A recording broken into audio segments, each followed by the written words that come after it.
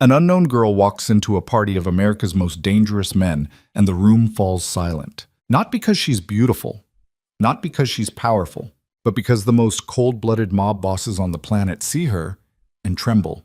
They call her the Ghost Girl, an orphan who saved their lives 15 years ago and then vanished without a trace. And tonight she returns, in someone else's dress, under someone else's identity. Unbeknownst to her, she's walking straight into a deadly trap that's been laid long ago. The story begins here. Like to support the channel and comment the city you're watching in so I know how far my story has progressed. Let's begin. The basement smelled like copper and old grease, which Mireya Vale had long since stopped noticing. After 3 years of scrubbing silver trays in the Black Vesper's subterranean kitchen, the smell had become part of her, worked into the cracks of her knuckles the way certain things work into a person whether they want them to or not. She was 23 years old. She had a cot in a room she shared with 2 other kitchen workers. She had $17 in a coffee tin beneath that cot, which she considered an emergency fund even though she couldn't name a specific emergency she was saving for. She had a faded photograph she kept folded inside her left shoe. A woman's face, blurred and overexposed, smiling at something off camera. And she had no memory of where the photograph came from or who had given it to her. What Mireya Vale did not have was a history she could trust. The fragments she carried were useless things. Fire. The sound of screaming processed through a child's ears, which stripped it of context and made it something abstract and enormous. A woman's hand pulling her through smoke so thick it had weight. Then nothing. Then a group home in a mid-sized city she never felt attached to. Then a series of jobs that asked nothing from her but silence and stamina. The Black Vesper asked for both. She dragged a steel tray through scalding water and didn't look up when the head chef, a barrel-chested man named Dorsey, came crashing through the kitchen doors with his tie loosened and his face the specific shade of red that meant something had gone wrong at management level. Mireya. He said her name like it weighed something. Where's Lena? Upstairs prep station, I think. She's not upstairs. She's not anywhere. Dorsey grabbed the nearest counter with both hands and exhaled through his nose. The Vare girl is down. Mireya stopped scrubbing. Down how? Down like we call an ambulance and everyone in that ballroom finds out the Vare family can't manage its own bloodline. That's how down. He looked at her then, really looked at her, which almost nobody in the hotel ever did, and his expression shifted into something Mireya didn't like. Calculation. The kind that happens right before someone decides another person's discomfort is an acceptable cost. You're about her size, Dorsey said. No. I haven't finished the sentence. You don't need to. Mireya turned back to the tray. Her hands were shaking slightly, which she hated. Find Lena.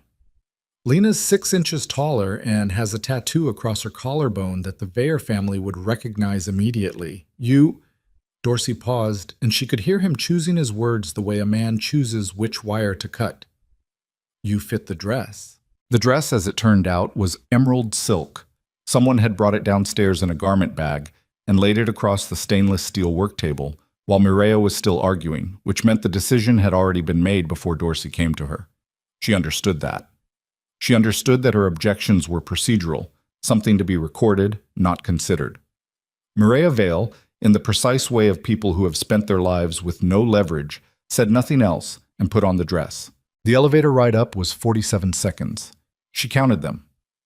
The ballroom of the Black Vesper Hotel existed in a different world than the basement that serviced it. Mireya had seen the room once before, from the service corridor, during a minor event in October. She had registered it as large and expensive and fundamentally indifferent to the people inside it. Now, standing at the ballroom entrance in an emerald dress that was slightly too long and shoes borrowed from a coat check attendant that were slightly too wide, she revised her assessment. The room was not indifferent. The room was hungry. Crystal chandeliers threw gold light across marble floors, the color of old bone. Round tables arranged with the precision of a chessboard held men and women whose clothing cost more than Mireya would earn in several lifetimes. The ambient noise was low and layered. Conversation in multiple languages, silverware against china, the discreet shift of weight by bodyguards stationed along 3 walls. A string quartet played something she didn't recognize near the far window, where rain hammered the glass from outside, insistent and dark. The lake was out there. Lake Carrion, which had a name that made tourists uneasy and locals proud, frozen over this time of year, stretching black and flat beyond the cliff's edge below. Mireia fixed her eyes on a point slightly above the crowd's eyeline and walked forward. She made it 4 steps. Then it happened, a cessation, spreading outward from some epicenter she couldn't immediately identify. Conversation dying table by table the way a fire dies when you cut off the oxygen. Glasses stopped moving. A man near the center of the room turned to look at her, and then the man beside him, and then a woman in burgundy at the table to the left, and the reaction moved outward in a wave that was perfectly, horribly silent. Mireia kept walking. Her feet were cold inside the wrong shoes, her pulse was audible to herself. A man at the nearest table said something, 2 words, low and in English, directed at nobody. And the words were, "That's her." She didn't know what that meant. She kept walking. So, Cassian Drax was standing when it happened. He'd been standing for most of the evening, which was a personal habit at events like this. Easier to read the room from a vertical position, easier to move if moving became necessary. He held a glass of scotch he hadn't touched in 40 minutes, and watched the entrance with the particular quality of attention that most people in his industry confused for patience. It wasn't patience. It was the visual processing of a man who had learned to assess threats before they fully materialized. The girl in the emerald dress was not a threat. She was, however, something that required immediate reassessment of the evening's parameters. Cassian had an excellent memory. It was arguably the most dangerous thing about him, more dangerous than the network of 42 operatives he managed across 7 cities, more dangerous than his reputation for never forgiving a debt unpaid in either direction. His memory was detailed and cross-referenced, and it told him now, with the flat certainty of recorded fact, that the young woman standing at the ballroom entrance had the exact cheekbone structure, the exact set of the jaw, the exact quality of frightened stillness that he had spent 15 years telling himself he had imagined. He had not imagined it. He set his scotch on the nearest surface without looking. Around him the room continued its collective arrested moment. He could see it on the faces. Renzo Cabral, whose empire spanned the Pacific coast, had gone gray around the mouth. The Harker twins, who controlled 3 eastern seaboard territories between them, were leaning toward each other with expressions that belonged on men much older than they currently looked. Even Elliot Marsh, who, in Cassian's professional estimation, had neither the imagination nor the emotional capacity to be genuinely disturbed by anything, was staring at the girl with something wrong in his eyes. None of them moved.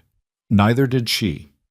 Then a woman 2 tables over whispered it, just barely loud enough, the 2 syllables that had been circulating in Cassian's chest for 15 years, like something waiting to be released. The ghost girl. Toti. Mireia had grown up understanding that certain phrases carry historical weight that bypasses logic. She had never heard ghost girl before tonight. She had no context for it, no filing system in which to place it. And yet, hearing it whispered in that ballroom, she felt something happen in the deep musculature of her back. A tightening that her rational mind couldn't explain, and her body seemed to already understand. She turned toward the voice. A woman in burgundy, 60s, with the specific composure of someone who had witnessed considerable violence and organized it on occasion, was looking at Mireia with an expression that straddled the line between recognition and terror. "I don't know what you're talking about," Mireia said. The words were too quiet for most of the room, not for the people nearest to her. The woman in burgundy said with absolute conviction, "You disappeared. We all thought you were dead. I think you've confused me with someone." "Your left wrist," the woman pointed, 2 tables back, chin lifted. "The scar. It runs from the base of the palm toward the second joint." Mireia's left hand was at her side. She did not look at it. She had the scar the woman was describing, had always had it, had always assumed it was from something mundane in early childhood, had never asked because there was nobody to ask. The fact that a stranger in an emerald ballroom above a frozen lake could describe it in precise terms in front of 40 hardened criminals made her stomach drop with a slowness that felt biological. "I want to go back downstairs," Mireia said. She was not talking to the woman in burgundy anymore. She was talking to whatever version of Dorsey might be listening through the service door, to whatever authority had put her in this dress, to the universe in whatever capacity it processed requests from people with $17 in a coffee tin. None of these were available audiences. What was available was the man who emerged from near the service bar to her left, moving quickly, too quickly, wearing a catering jacket that didn't fit correctly across the shoulders. Maria noticed the jacket first, then the angle of his approach, then the shape of what he was pulling from beneath his jacket with the practiced economy of someone who had done it before. She moved before she understood that she was moving. It happened in under 4 seconds. The shooter had cleared his weapon and was raising it toward a specific target. She would not identify the target until later, would reconstruct it only in fragments. When Mireya's body performed a sequence of actions that her conscious mind observed with the detached interest of a bystander, her right hand caught the weapon at the barrel. Her left arm locked around his forearm at the elbow joint. She rotated her body using leverage she did not know she possessed, and the weapon discharged into the marble floor, a crack that exploded the silence of the room. And then the man's arm was bent at the wrong angle, and the weapon was in her hand and the man was on the floor. The ballroom detonated, screaming, tables overturning, bodyguards clearing their weapons with a sound like a mechanical percussion section. Cassian was already moving. She registered him as motion in her peripheral vision, a tall figure cutting through the panicking crowd with zero hesitation, and the string quartet's chairs clattered backward as the musicians abandoned their instruments. A champagne tower at the far table collapsed in a silver waterfall. Someone's bodyguard fired twice into the ceiling, which did nothing constructive. Mireya stood in the center of it with a gun in her hand that she had no conscious memory of wanting. She set it on the nearest table. Her hands were steady. That was the part that frightened her most. Not the chaos, not the screaming, not the fact that she had just disarmed a professional in a room full of crime family leadership. Her hands were absolutely steady, and she had no idea why, and she could feel that steadiness as something that belonged to a version of herself she had never been formally introduced to. Then Cassian Drax was beside her. She had never seen him before tonight. She would learn his name in the next 60 seconds, learn his organization's name within the hour, learn what he was capable of across a longer stretch of time she hadn't yet accounted for. But standing next to her in the wrecked ballroom, with security personnel swarming around them and a disarmed man bleeding quietly on the floor, he said one thing before reaching for her arm. "Don't argue with me right now." "I'm not going anywhere with you," Mireya said. "Someone just tried to execute the head of the Cabral organization. In this room, in front of witnesses." His voice was completely flat. "They missed. You made sure they missed. In approximately 6 minutes, every lieutenant in this building is going to want to know how a hotel maid can strip a weapon from a trained operative, and some of them are going to conclude the best approach is to ask the question by applying pressure directly to your trachea. So I will ask again. You didn't ask the first time. Please come with me." Mireya looked at the gun she had set on the table. She looked at the room, the overturned chairs, the shattered glass, the faces of men who controlled territories and trafficking routes, and judges and police commissioners, all of them watching her with the combined weight of 15 years of something she didn't have access to. "For how long?" she asked. "Until I understand what you are," Cassian said. It was possibly the worst answer he could have given, and she went with him anyway, because the alternative was standing in the wreckage alone. Bah. His penthouse occupied the top floor of an adjacent building connected to the Black Vesper by a private sky bridge, a detail that told Mireya the hotel's architecture had been designed with exactly this kind of rapid, discreet exit in mind. She filed this alongside the other things she was filing. The fact that 2 of his men had materialized from nowhere during the evacuation, the fact that nobody on the security team challenged his direction, the fact that he moved through controlled chaos with the specific quality of someone who had rehearsed it. The penthouse itself was cold, not uncomfortably, deliberately. Windows floor to ceiling on 3 sides, the city below spreading outward in orange and amber through the snowstorm that had developed in the past hour. The lake invisible beyond the cliffs, but present as an absence, a blackness at the edge of the light. The furnishings were expensive and impersonal. No photographs, no softness anywhere. She sat on the edge of a leather chair and did not take off the borrowed shoes. Cassian poured water from a pitcher on the sideboard and set it on the low table in front of her without asking if she wanted it. "How old are you?" he said. Not a question, an assessment. 23. "Where are you from?" "A group home in Declan, Oregon. Before that, I don't know." Something shifted in the architecture of his face. "How long have you worked at the Black Vesper?" 3 years. Before that, restaurant work, cleaning services, 1 month at a packaging warehouse before they downsized. She paused. Why does that matter? It doesn't. He sat across from her and studied her with the kind of focused attention that should have felt invasive but somehow landed differently, more like documentation than intrusion. The move you made downstairs, who taught you that? Nobody. That's not possible. I know it's not possible, Mireya said. I'm telling you what I know, which is nobody. I've never trained. I've never been in a fight. I've never held a gun before tonight. Cassian was quiet for a moment. Outside, snow hit the windows with a sound like static. The Dominion Circle, he said finally, has had operatives placed inside major syndicate gatherings for at least the past 4 years. Tonight was not the first attempt, but it was the first time they brought someone trained to that level of specificity. He paused. Whoever was in that catering jacket, that was a precision operation. That wasn't freelance. I don't know what the Dominion Circle is. No, I don't think you do. He studied her. But someone does. Someone who trained you, whether you remember it or not. And someone who wanted you in that ballroom tonight, in that dress, in front of those specific men. Mireya looked at her hands, the left one, specifically, the scar along the base of her palm, running clean and old toward the second joint. She'd had it as long as she could remember. Had assumed a childhood accident, had never had a reason to assume otherwise. The woman in the ballroom, she said. The one in Burgundy. She said I disappeared. Elena Harker. Her family controlled 3 eastern territories before a consolidation agreement in the early years of this decade. Cassian's voice stayed level. She was at the summit. What summit? 15 years ago. A secret gathering of second-generation syndicate heirs. Children, most of them, or close to it. 17 individuals total.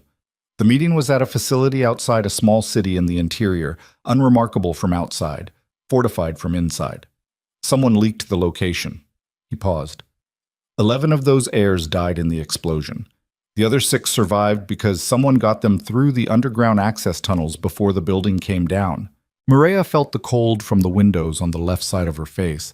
Her mouth was dry. A child, Cassian continued. A girl.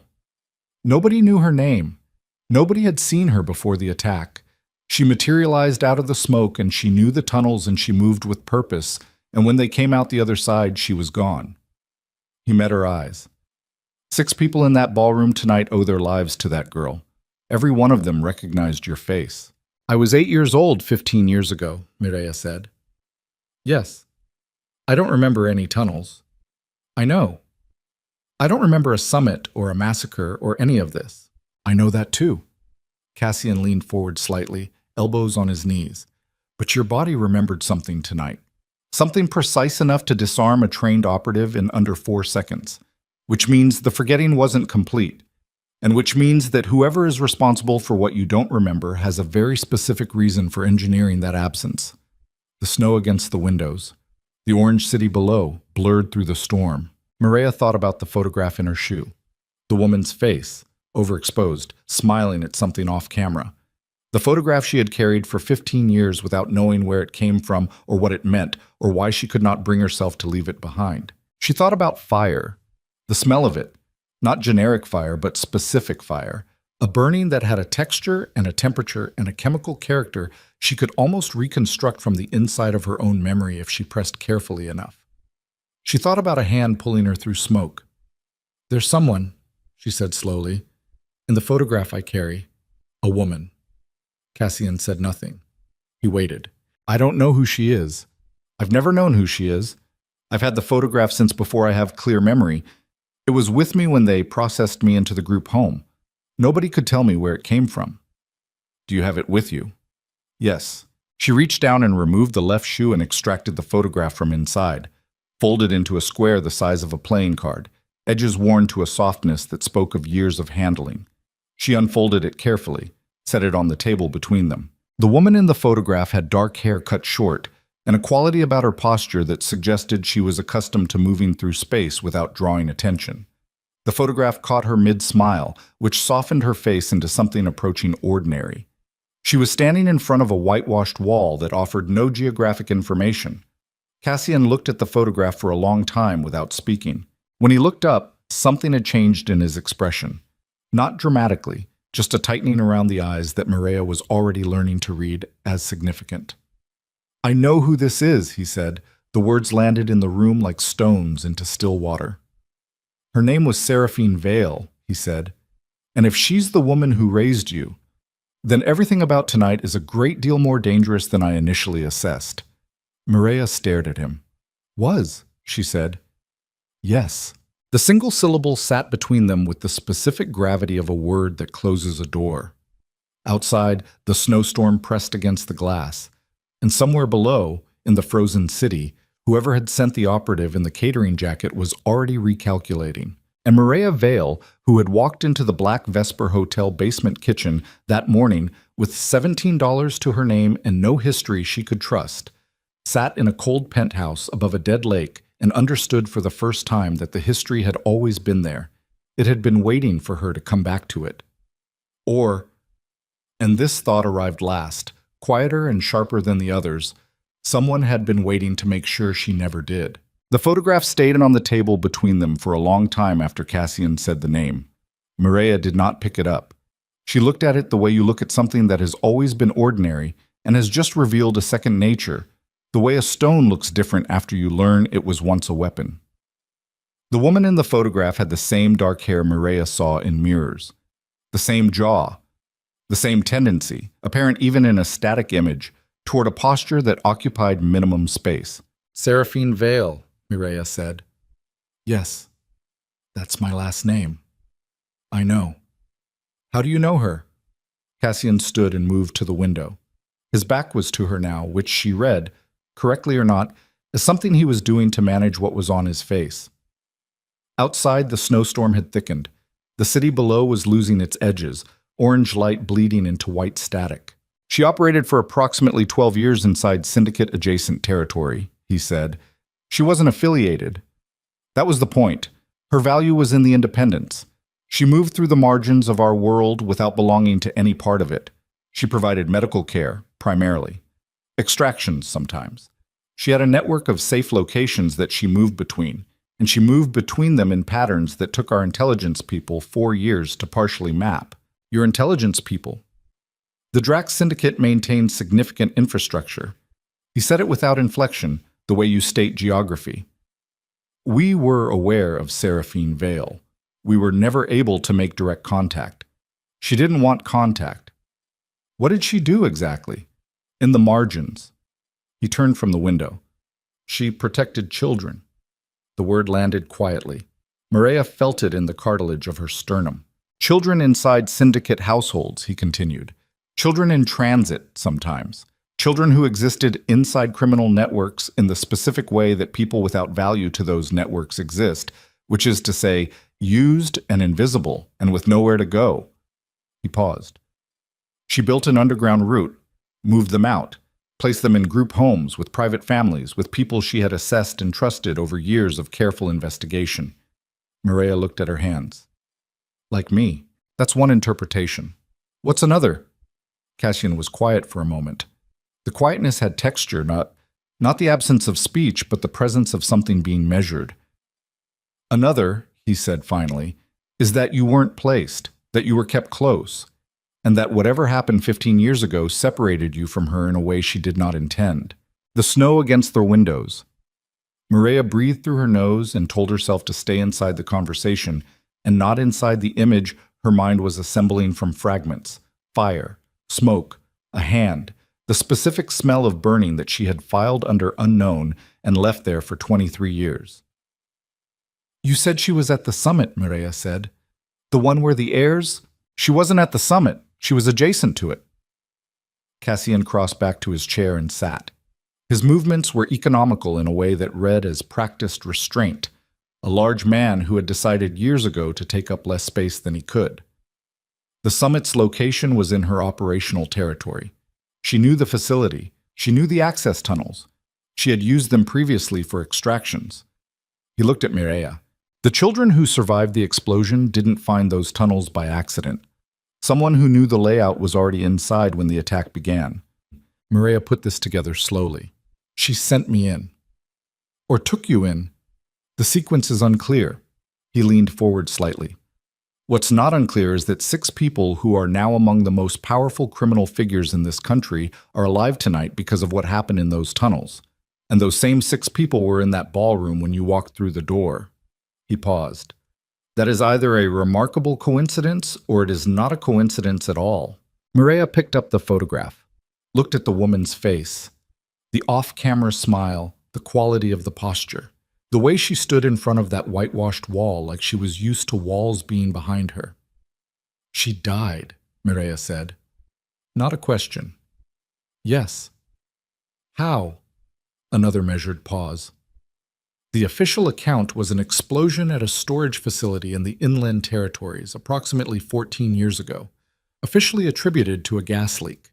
He watched her. There was no gas leak. Who killed her?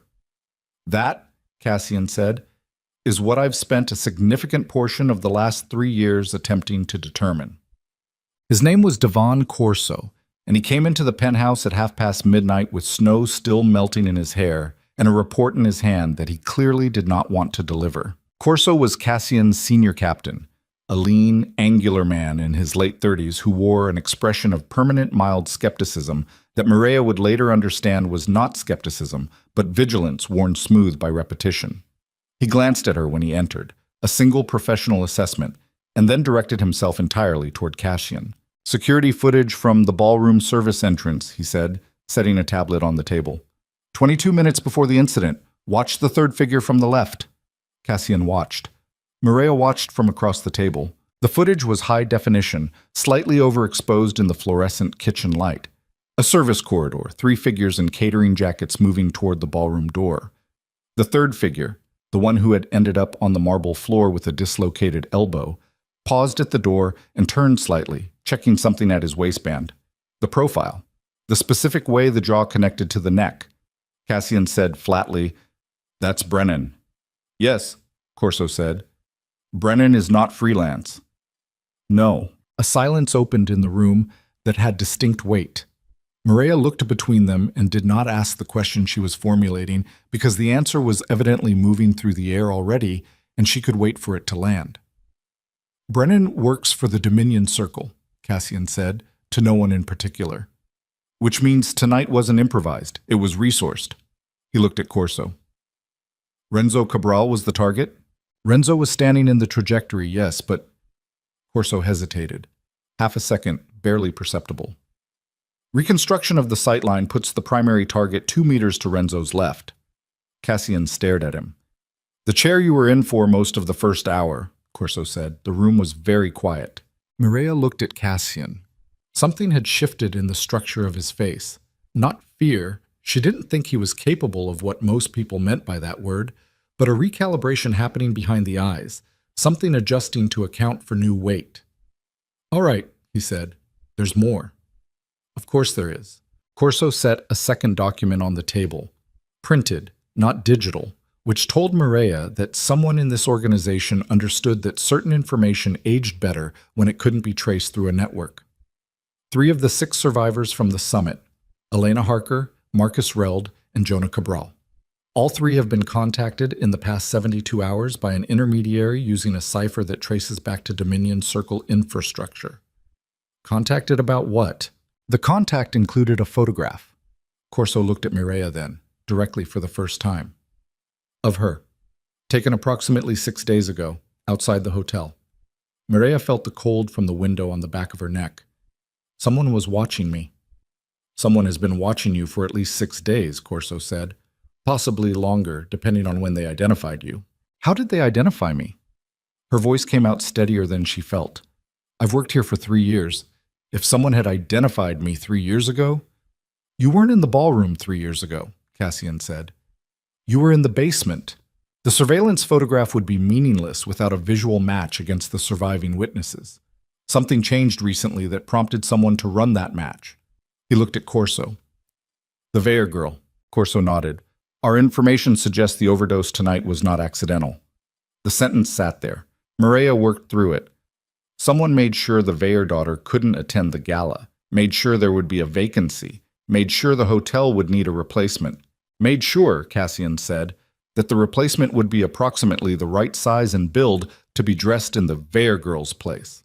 He looked at her with an expression that was not quite apology and not quite anything else she had a name for. They maneuvered you into that ballroom. The attack was secondary, possibly even planned to fail, to generate chaos that would distribute you among the witnesses, cement the identification, put your face in front of everyone who would recognize it. Why? Maria said. Because someone needed to know exactly where you stood, Cassian said. Inside a room full of the people whose survival connects back to Seraphine Vale. Someone needed to know who would react to your face, and how, and with what intensity. Someone was reading the room. And now they have their answer, Corso said. Maria stood up. The borrowed shoes were still on her feet, slightly too wide, and she was still in the emerald dress, and she was standing in a cold penthouse above a city she had lived in for 3 years without being visible to anyone. And all of it, the dress, the shoes, the invisibility, the $17, the photograph, was assembling itself in her mind into a shape she was only beginning to see the outline of. I want to know who Lucien Veer is, she said. Both men went still. He was sitting at the head table, she continued, center position, left of the main arrangement. He was the only person in the room who didn't react when I walked in. Cassian looked at Corso. Something passed between them. Not a glance, exactly. More like a confirmation. Lucien Veer, Cassian said carefully, is the reason this conversation is happening in a penthouse with 3 locked doors and 2 men stationed in the stairwell. They told her about Lucien Veer in pieces, the way you describe a structural flaw to someone standing inside the building. He was the founder of the Dominion Circle, 61 years old, which made him older than the organizations he had assembled around himself. He had inherited a modest criminal operation from a father who was unremarkable except for his ruthlessness, and over 3 decades he had transformed it into something that didn't resemble a criminal organization because it wasn't one, it was infrastructure. It existed beneath the major syndicates the way groundwater exists beneath a city. Invisible, essential, moving in directions nobody could fully map. The Dominion Circle didn't run drugs or weapons or any of the traditional revenue streams that allowed law enforcement to build cases. It ran relationships. It financed operations and extracted payment in loyalty, in information, in votes cast by men who owed their continued survival to Lucien Veer's silent investment. It held leverage the way banks hold currency. It was everywhere and nowhere, and had never been successfully prosecuted because there was nothing to prosecute. No product, no territory, no paper trail that didn't disintegrate before anyone could read it clearly. He was at the summit, Mireia said. He was adjacent to the summit, Cassian said. He organized the financing for the facility. He wasn't present during the attack, he was 50 miles away at a verifiable dinner engagement with 3 politicians and a senior federal official. Convenient. Exceptionally. And you think he ordered it? I think, Cassian said, with the precise diction of a man choosing every word, that the massacre eliminated a generation of syndicate heirs who had not yet been broken to his infrastructure, who were young enough to have built their own networks without him, who represented collectively the only realistic threat to his long-term control. Mireia thought about this. And Seraphine, Cassian's jaw tightened fractionally. Seraphine was in his operational territory without his permission, moving children he considered assets. She also had 14 years of accumulated documentation about Dominion Circle activities, financial records, operational histories, the names of people who did not want their names in anyone's records. He paused. When she began investigating the massacre, she became a priority target. She found out he ordered it. She proved it, or she had the evidence that would prove it, given the right audience. He looked at the photograph still on the table. She never reached that audience. The snow continued outside. Mireia sat with the weight of what she was being told and felt it settle into the same place the other things had settled. Fire, smoke, the hand through smoke, and understood that the weight had always been there. She had simply not known its shape or its source. The evidence, she said.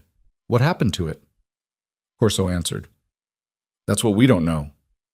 Seraphine was careful, Cassian said. Whatever documentation she had assembled, she would have distributed across multiple locations, structured so that the loss of any single cache wouldn't destroy the whole. Safe houses, archives, people she trusted. He looked at Maria, and possibly other locations we haven't identified. Maria understood what he was not saying. She let herself understand it fully, because not understanding it would be a kind of cowardice she wasn't entitled to tonight. "You think she hid some of it with me," she said. "I think," Cassian said, "it's possible that you are carrying information about its location that you don't consciously access." "In my memory, yes. Memories I don't have. Memories that are there," he said, "structured below the level you can reach from the outside, which is why someone has been watching you for 6 days instead of simply removing you from the equation."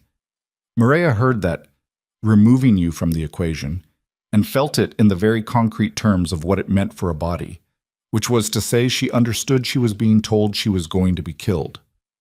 "They want the evidence first," she said. "They want to know if you can access it," Cassian said. "And once they know whether you can or can't, then I stop being useful." "Yes." She looked at him. In the cold penthouse light, Cassian Drax looked exactly like what he was. A man who controlled a criminal network across 7 cities, who had spent his adult life navigating a world where the primary currency was consequence. He also looked, in some ways she didn't have precise vocabulary for, like someone who had spent a considerable portion of that life carrying something he hadn't put down yet. "Why are you helping me?" she said. He didn't answer immediately.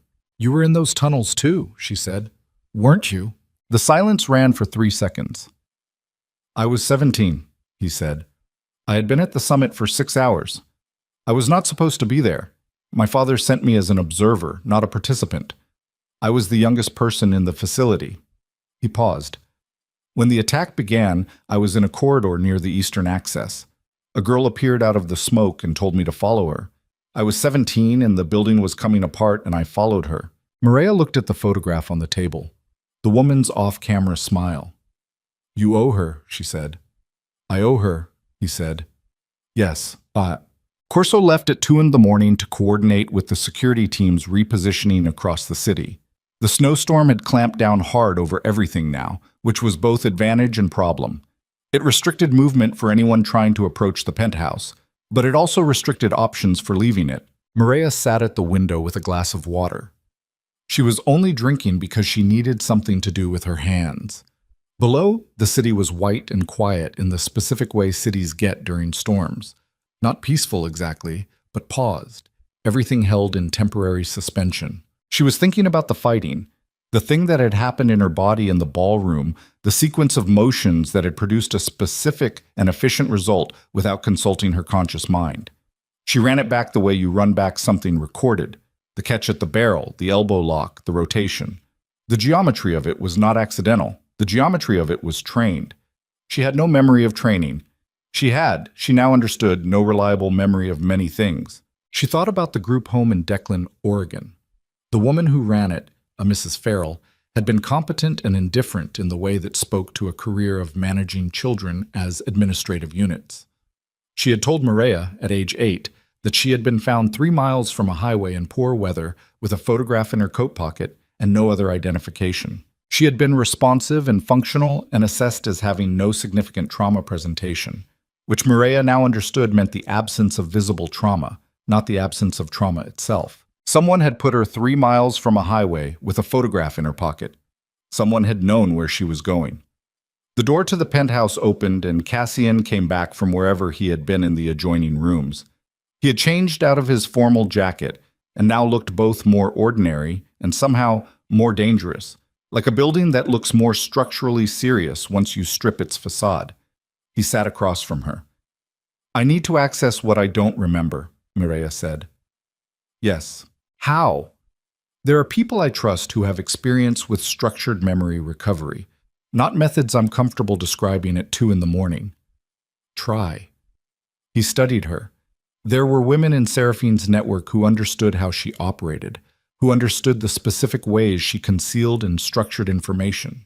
If any of them are still alive and accessible, Maria's phone buzzed on the table. She hadn't given the number to anyone in this building. She hadn't given it to anyone, period. It was a pay-as-you-go phone she'd bought 8 months ago from a drugstore, registered to nothing, given to nobody. She looked at the screen, a text message. No contact name, no number visible, just a string of zeros where the originating number should have been. The message read, "She left it where she knew you would find it when you were ready. You are not safe where you are. The man across from you knew about the gala before tonight. Ask him." Maria looked up.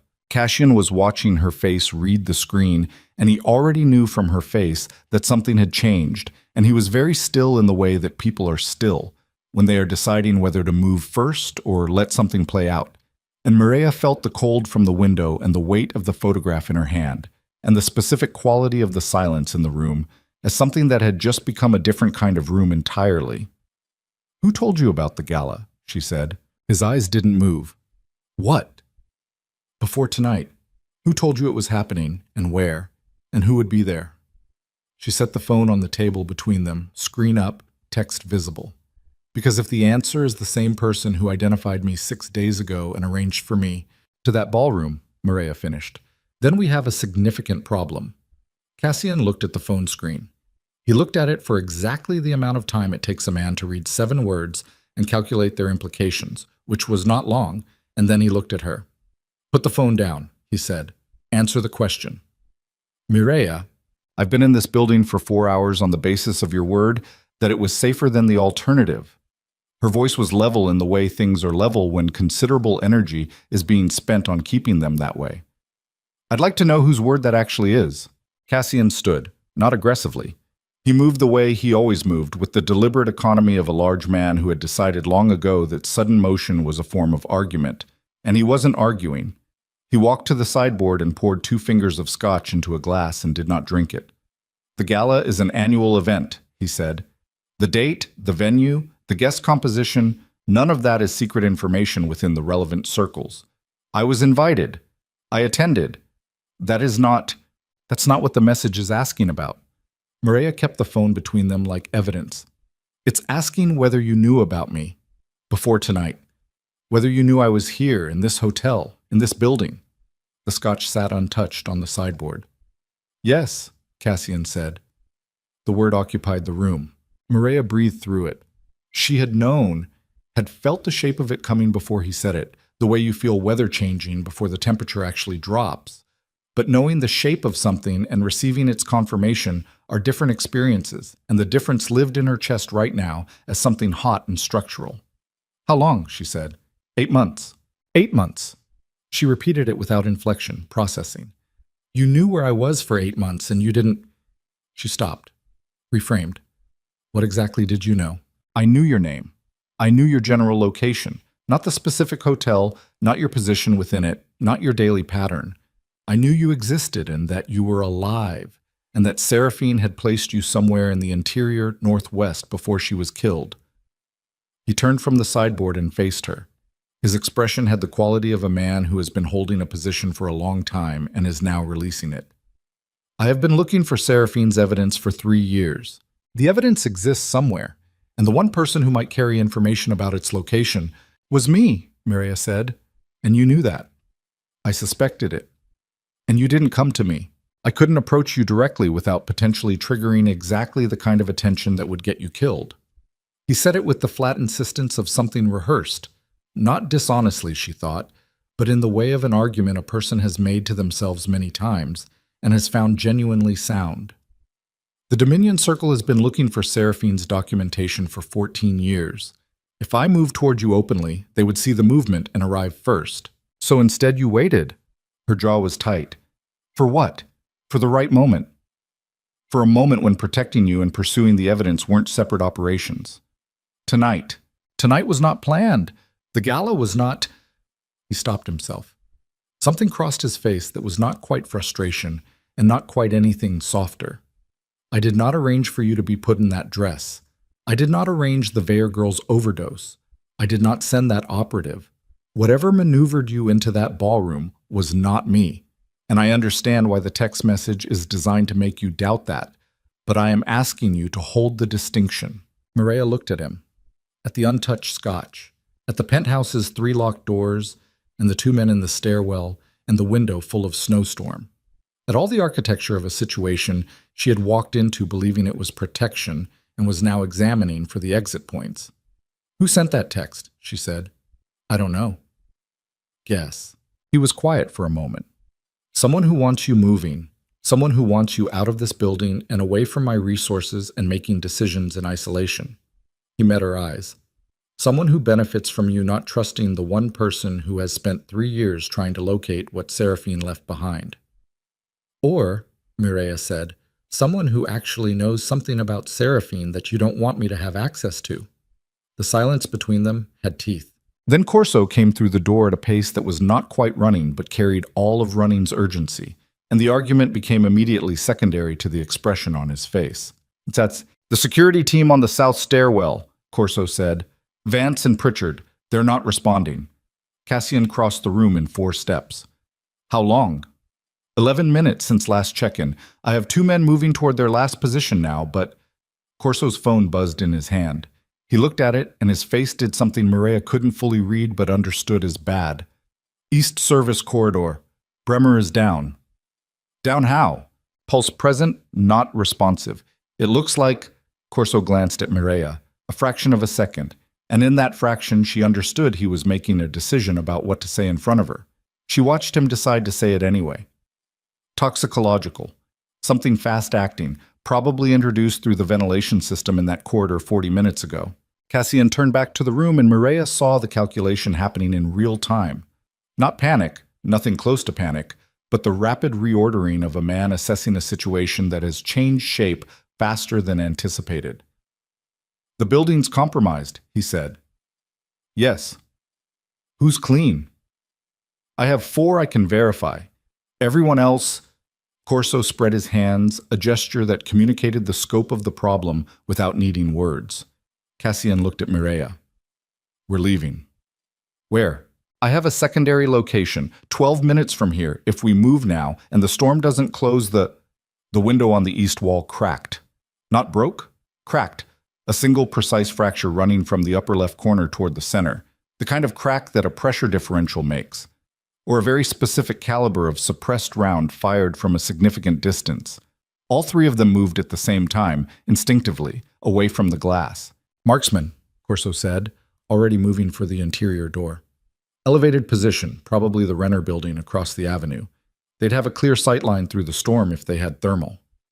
They have thermal, Cassian said. Not a guess. They moved through the interior door and into the penthouse's back corridor. Narrower, no exterior walls, lit by recessed lighting that felt suddenly and absurdly domestic against the texture of what was happening. Cassian had a weapon in his hand that Mireia hadn't seen him draw. Corso was on his phone with clipped, numerical communication that she couldn't fully decode. She was still in the emerald dress. She was still in the shoes that didn't fit. She thought, this is how tonight kills me. Not dramatically, not in the ballroom with chandeliers and champagne, in a corridor in borrowed shoes. There's a service exit, Cassian said, moving. Basement level, connects to the parking structure. The vehicles are armored, but if they have eyes on the structure exits... They have eyes on the structure exits, Corso said, with the tone of a man reading bad news in real time from his phone screen. Devon just flagged movement on 2 of the 3 egress points. The 3rd. Loading dock on the north face. It's clear, but it requires going through the kitchen level, and the kitchen level has been dark for... Dark how long? Since approximately 11:47. Cassian stopped moving. Mireia nearly walked into him. He turned, and in the narrow corridor with the recessed lighting, she could see the thing on his face that she had not seen there before tonight.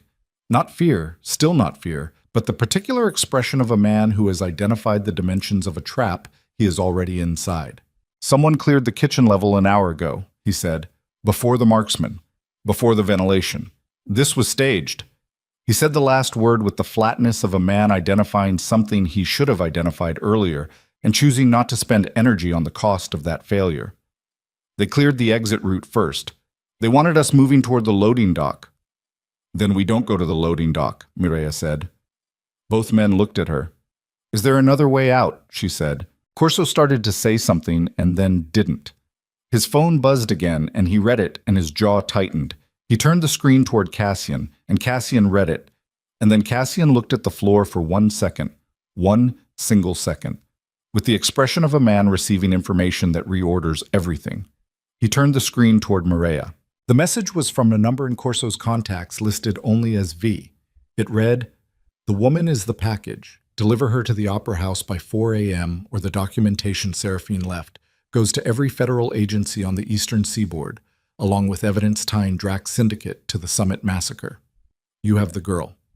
You know what to do. Mireia read it twice.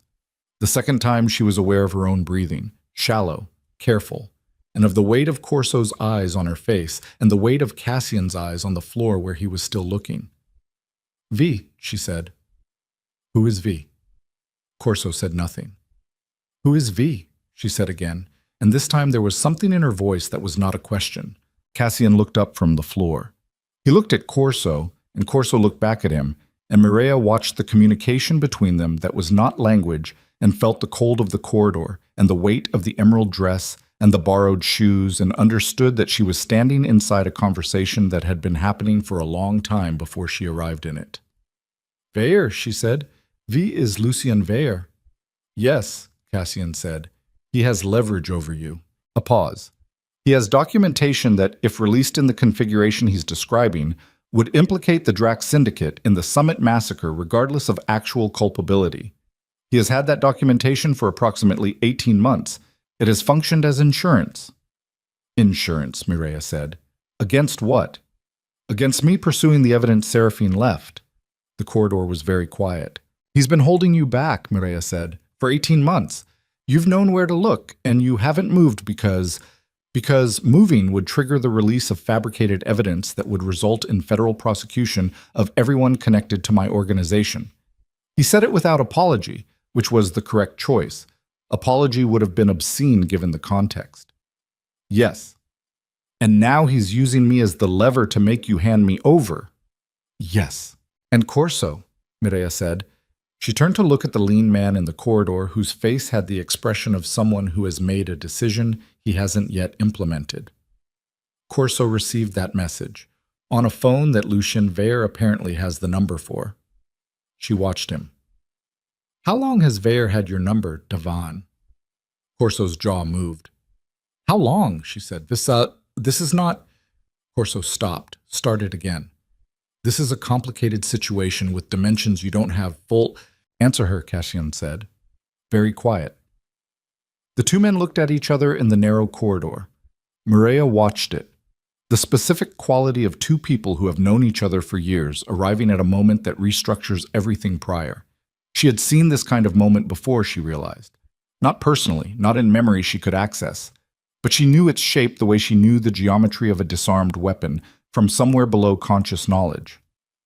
18 months, Corso said. Cassian was very still. He approached me after the leverage was established, Corso said. He said it with the flat precision of a man delivering a report about someone else, disconnecting from the content. He needed a point of contact inside your operation, someone who could verify your movements, your intentions, your investigative direction regarding Seraphine's evidence. He offered, Don't, Cassian said. Protection. For my family. My sister and her children have been inside Dominion Circle territory for 3 years, Cassian. You know that. You've always known that, and you've never... Don't!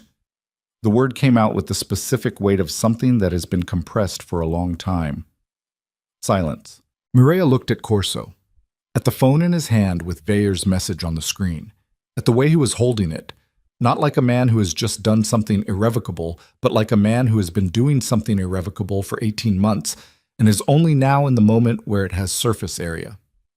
He cleared the security team, she said. Not accusing, establishing. The men in the stairwell, the corridor, the kitchen level. Corso said nothing. Not all of it, she said. You wouldn't have done all of it yourself. But you told him the positions, the rotation schedule. You gave him the map. I kept you alive, Corso said, and his voice cracked for the first time on the last word. Both of you. Every time Veyer wanted to move directly, I delayed it. I found reasons. Tonight was supposed to be a clean extraction. Nobody hurt, just me handed over, Mireia said. Just you, at the Opera House, and then it's done. Veyer gets what he wants and releases my family from... What does Veyer want? She said. Specifically, what does he think I have? Corso looked at her. In the corridor light, with the cracked window behind them, and the snowstorm beyond that, and the city beyond that, He looked like a man who has spent 18 months building a careful structure and is watching it come apart in the specific, irreversible way that careful structures come apart.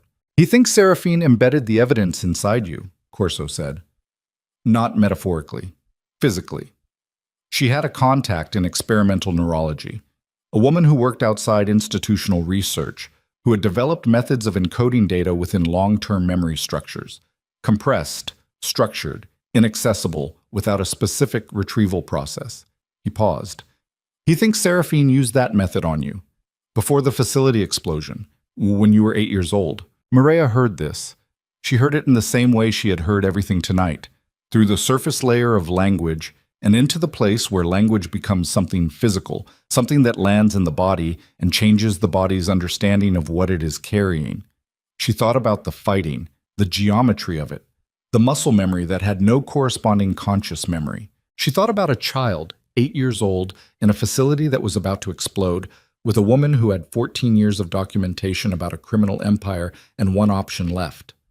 She thought about what a woman like Seraphine would do, in that corridor, in that smoke, with that child. She put it in me, Mireia said. Not a question. Weyer believes so, Corso said. He's believed it for 3 years, since he identified the neurologist who worked with Seraphine and obtained her research notes. Obtained, Cassian said, in a tone that closed a door.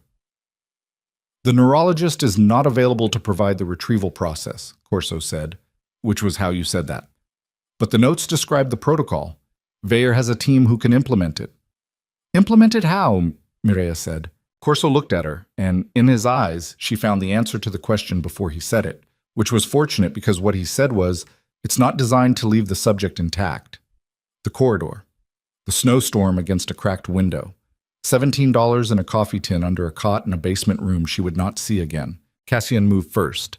His hand closed around Corso's phone, and he took it cleanly, with the efficiency of a man who has decided that a conversation is over, and Corso let him take it, which was its own kind of statement about what was left between them. Walk in front of me, Cassian said to Corso. Both hands visible. Cassian, walk. They moved through this corridor, Corso first, then Mireia, then Cassian, toward the interior stairwell that would take them down through the building's skeleton. Mireia's mind was running the geometry of the situation the way it had run the geometry of the disarming in the ballroom. Input, output, what the body knows that the mind hasn't caught up to yet. She was carrying something inside her memory that Lucien Weyer needed badly enough to construct an 18-month operation to extract. The extraction would kill her. And somewhere in the city below, somewhere in the snowstorm, past the frozen lake, in a building she hadn't identified yet, Lucien Weyer was waiting for Davin Corso to deliver her to an opera house scheduled for demolition by sunrise. She thought about what Cassian had said. Someone who trained you, whether you remember it or not. She thought about the fighting, the geometry, the muscle certainty that preceded conscious thought. She thought, if Seraphine put the evidence inside me, she also put the means of accessing it. She would not have done one without the other. She was not the kind of woman who built a lock without building a key. The key was in there too. In the same place the fighting was. In the same place the tunnels were. In the same place the smoke and the hand and the fire lived, below the floor of what she could reach by wanting to. The stairwell door opened in front of them, and the cold hit all three of them at once, the building's bones colder than its flesh. And in the concrete dark of the stairwell, Corso stopped walking. There are 4 men in the basement level, he said. He said it to the wall. Weyer's, not yours. They've been there since midnight. I told him the service exit route. A pause. I'm telling you now. Cassian said nothing. The loading dock is covered from outside, Corso continued, but the northeast utility access, the one that runs under the parking structure into the maintenance tunnels for the adjacent block, I didn't tell him about that one. I didn't tell him because I didn't know if I was going to... He stopped. It's not on any building schematic I gave him. It's yours if you move in the next... Something hit the stairwell door above them. Not a knock. An impact. The kind made by weight moving fast against a surface. Then another. Then the door at the top of the stairwell opened, and the light from the corridor above cut down through the darkness, and the first figure through the door was moving with the specific, trained purposefulness of someone who is not there to negotiate. and Cassian's weapon came up in the same instant that Mireya's hand closed around the fire suppression pipe running along the stairwell wall. Cold steel, solid, the right diameter. And she pulled herself to the left side of the stairwell as the first shot fired in the enclosed space went through the space where she had been standing, and she was already moving when the shot fired. The first figure through the stairwell door caught Cassian's return fire at the shoulder and went backward into the door frame, and the second figure behind him dropped low, and the stairwell became a geometry problem. Angles of fire, angles of cover, the concrete walls doing the dual work of protection and amplification, every shot sounding like 3 in the enclosed space, the sound pressure of it hitting the chest like a physical object. Mireya had the fire suppression pipe in both hands, and she was on the left wall, above the second figure's sightline, her feet braced against the pipe's lower housing, and she understood in the same instant that she understood everything tonight, below the level of thought, in the fluent language of trained muscle, that the second figure was going to adjust his angle upward in approximately 1.5 seconds, and that 1.5 seconds was enough. She dropped. Her weight came down onto his shoulders, and her forearm went across his throat, and they went down together onto the concrete stairwell floor with a force that knocked the air from both of them. And she held the position through the impact, through her own body's protest, through the muffled crack of Cassian managing the third figure at the door above, and the second figure stopped moving, silence except for their breathing. Cassian stepped over the first figure in the doorframe. He was bleeding. She could see it, a dark line down the left side of his jaw. Shrapnel or concrete fragment, not a bullet. She assessed it in the half-second she had available and filed it as non-critical. He looked at the 2 figures on the stairwell floor and then at her and said nothing because there was nothing to say, because the situation had said everything and they were already running. Corso went first, because Cassian was not going to put the man who had spent 18 months feeding their position to Lucian Veyer behind him in a stairwell. Corso understood this. He moved without argument, with the particular quality of a man who has made his accounting and is now simply proceeding through whatever the accounting costs. Northeast utility access, Corso said, breathless, as they hit the 3rd floor landing. Down 1 more level, north corridor, door marked with a yellow utility placard. It's padlocked from the inside. The key is above the frame. Why do you know that? Mireya said. Because I mapped every exit in this building 8 months ago when Cassian took the penthouse lease. And I didn't give Veyer that one because I didn't know if I would need it myself. He said it without looking at her. I need you to understand that I was trying to— Not now, Cassian said. They went down. The 2nd floor corridor was smoke. Not fire. Not yet. But the early atmospheric symptom of it, the thin gray precursor that moves ahead of heat and announces what's coming. The ventilation system was doing something wrong. The smoke was flowing against the expected direction, which meant either the building's HVAC had been tampered with or something structural had already compromised the normal pressure differential, and neither option was good. Mireya held her breath through the worst of it and kept her hand on the wall to maintain orientation. Behind her she could hear Cassian's breathing, controlled, managed, the sound of someone applying discipline to a body that is running an escalating biological complaint about recent events. Ahead, Corso's footsteps were quick and certain in the dark corridor. The yellow utility placard was where he said it was. The key was above the frame where he said it was. The door opened into a passage barely wide enough for shoulders, concrete block on both sides, utilitarian lighting from fixtures designed for maintenance workers, and not for people running from a burning building with a compromised security team and a criminal architect waiting at the end of a carefully laid trap. They went through.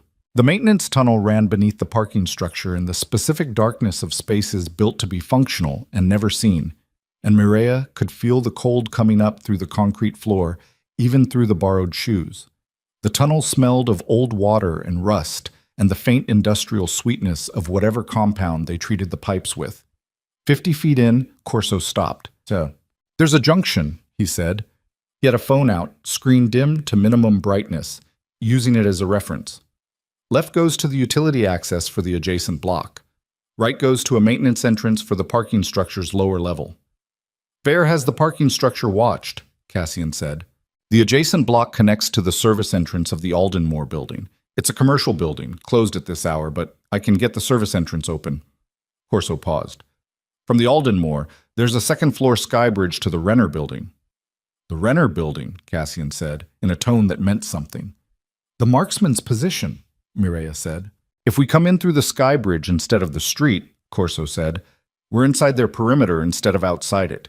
Vare will have positioned based on your likely egress routes, street level, the parking structure, the sky bridge going away from his position. He won't have positioned for someone coming toward him. And Vare himself, Cassian said. Where is he? Corso was quiet for a moment. The Opera House. He's been there since 11. It's 3 blocks north. It was scheduled for demolition next month, which means the building is empty, which means whatever he has planned for her. He stopped, started again. The Opera House is where the extraction was supposed to happen. Mireia heard this. She was aware of Cassian hearing it beside her. She was aware of the tunnel around them and the smoke in the building behind them and the distance between where she was standing and the Opera House 3 blocks north, and she let herself hear it fully, completely, without the softening that panic applies to information it doesn't want to process, the extraction that would leave her not intact. He's waiting for me to be delivered, she said. He doesn't know Corso told us. Not yet, Corso said. Mireia looked at the left-hand passage, at the right, at Cassian's face in the minimum light from the phone screen. Then we have a window, she said, between now and when he figures out the delivery isn't coming. The window is maybe 20 minutes, Corso said. He'll have a check-in protocol. When Brennan's people stop reporting, 20 minutes, Cassian said. He was looking at Mireia, not at the tunnel junction, not at Corso, at her. You don't have to go toward him. The evidence is in me, Mireia said. Not in the caches, the access to the caches. Whatever Seraphine built inside my memory, I haven't accessed it. I don't know how to access it. If I run, he keeps looking, and he has 14 more years to look, and the next person who carries what I carry might not survive long enough to figure out what that is. If you go toward him, I know what happens if I go toward him. Cassian was quiet. She left a key, Mireia said. Somewhere in what I don't remember, she left the means of accessing what she left. She wouldn't have done one without the other. I have to believe that. She paused. I have to believe it because the alternative is that my mother put evidence inside an 8-year-old child and didn't leave her any way to use it, and I don't believe that. I don't. The tunnel, the cold, the sound of their breathing. Left passage, Cassian said. They went left. The service entrance of the Aldenmore building opened with Corso's access code, a code he had on his phone from 8 months of infrastructure mapping, a detail that was simultaneously the thing that had enabled the betrayal and the thing that was now enabling their movement through it. And Mireia did not spend time on the irony of this because irony was a luxury, and 20 minutes was not. The Aldenmore's interior was the specific empty of commercial buildings after hours. Escalators stopped, lighting reduced to the security baseline. The temperature kept at a level designed to protect equipment rather than comfort people. Their footsteps were loud in the marble lobby as they moved toward the sky bridge on the 2nd floor. The marksman in the Renner building, Mireia said as they took the escalator stairs 2 at a time. How many? 1? Based on the shot pattern, Cassian said. 1 we know about. Yes, the sky bridge was glass and steel, connecting the Aldenmore's 2nd floor to the Renner's 3rd. The 1-floor height differential was visible in the slight upward slope of the bridge, and through the glass, Mireia could see the snowstorm still working against the city below. The streets empty at this hour, the orange streetlights catching the snow and throwing it back in amber. Beautiful in the way that things are beautiful when you are not in a position to stop and receive it properly. The sky bridge has visual exposure, Corso said. If they have anyone watching from... Then they see us, Cassian said. Move. They moved. The bridge was 40 feet. Mireia counted them, not deliberately, but in the same way she had counted the elevator seconds on her way up to the ballroom 6 hours ago, as a form of attention management, a way of staying inside the specific present, rather than the various possible presents that lived 10 seconds ahead. 20 feet. The storm outside. The city below. The orange light. 30 feet. The Renner building's glass wall ahead, dark except for a single illuminated corridor behind it. 40 feet. The bridge door. Corso had an access card for the Renner building as well, which suggested either exceptional foresight or a professional paranoia that Mireia was, at this moment, grateful for regardless of its origin. The door opened, and they were inside. The corridor was empty. Third floor, commercial, the same after-hours reduction of light and life as the Aldenmore. At the far end, a door with a fire exit sign above it in red. Closer, a door to a stairwell. Floor above us, Corso said quietly. The fourth floor faces the Black Vesper directly. That's the sight line. He'll be at one of the north-facing windows. Cassian was already at the stairwell door. Mireia put her hand on his arm. He stopped. She didn't say anything. She just looked at him, at the concrete pale face and the shrapnel cut along his jaw and the way he was holding his left side slightly different than his right, the body's unconscious accounting of damage distributed. And she looked at Corso, who was watching them both with the expression of a man outside a conversation that will determine what he's owed and what he owes. "Give me Corso's phone," she said. Cassian looked at her. "Vair's number, the one the text came from. He's waiting to hear that I'm in transit." She held out her hand. "If I send him something that sounds like Corso, it buys time. Maybe it changes where he positions." Cassian handed her the phone. She looked at the message thread. One incoming message. The text about delivering her to the opera house. Nothing else. Vair's operational security was the silence of a man who trusted his preparation over his communication. She typed, "Complication at egress. Target secure. Arrival delayed by 40 minutes. Acknowledge." She sent it. They waited. 20 seconds. 30. The reply came, "Acknowledged. Come through the east entrance. Do not use the main approach." Corso exhaled very quietly. "He thinks he has time," Mireia said, "and he just told us which entrance he's not watching." They went up the stairwell. The marksman was at the fourth floor window, as Corso had said. A single figure in dark clothing, prone on a shooting mat, eye to a scope directed at the Black Vesper penthouse across the avenue. He was not watching the door behind him. Professionals who have selected a position and established it rarely watch the door behind them because the door behind them is supposed to be secured. Cassian crossed the room in the time it takes a large man to cross a dark room when he has decided that speed is more important than silence, which is not very much time at all. And the marksman made it to one knee before Cassian's hand closed on the weapon's barrel, and the subsequent sequence was efficient and conclusive and left the marksman face down on the shooting mat with a knee that was going to require attention. "How many more?" Cassian said to the man's ear. Silence. "The building you were watching is on fire," Cassian said, with the patience of a man who does not actually have patience but who is willing to perform it briefly. "The people you are covering for are either in federal custody or running. Your employer is in an opera house 3 blocks north waiting for a delivery that is not coming. This is a good moment to reassess your information sharing policy." The man said 2 words. "Just me," he said. Cassian looked up at Mireia. She looked back at him. "Zip ties," Corso said from behind them. He was already pulling something from inside his jacket. A small kit, the kind of item that apparently lives in the jacket of a man who has spent 18 months as a double operative inside a criminal organization. "There's a support column in the northeast corner." They left him secured to the column and went back down and out through the east-facing ground floor exit, which brought them onto a side street 1 block from the opera house. The opera house was dark from the outside. That was the first thing Mireia registered. The absence of interior light in a building that was 3 weeks from demolition, its Victorian facade still intact, its windows blackened, the ornate stonework above the main entrance catching the snowstorm's moisture and going dark with it. The building looked already dead, already finished. The kind of structure that has passed from use into monument without anyone formally marking the transition. The east entrance was a service door set into the building's right flank. Steel, modern, incongruous against the Victorian stone. No visible security outside it. "He has people inside," what Cassian said. "How many?" "I don't know." Mireia looked at the door. She looked at the building. She looked at the snowstorm coming down around all of it, the city quiet and white at 3:40 in the morning, and she felt the cold all the way through the emerald dress and the borrowed shoes and the skin and into whatever was underneath, whatever was down there, in the muscle and bone and deeper than bone, in the architecture Seraphine had built, waiting.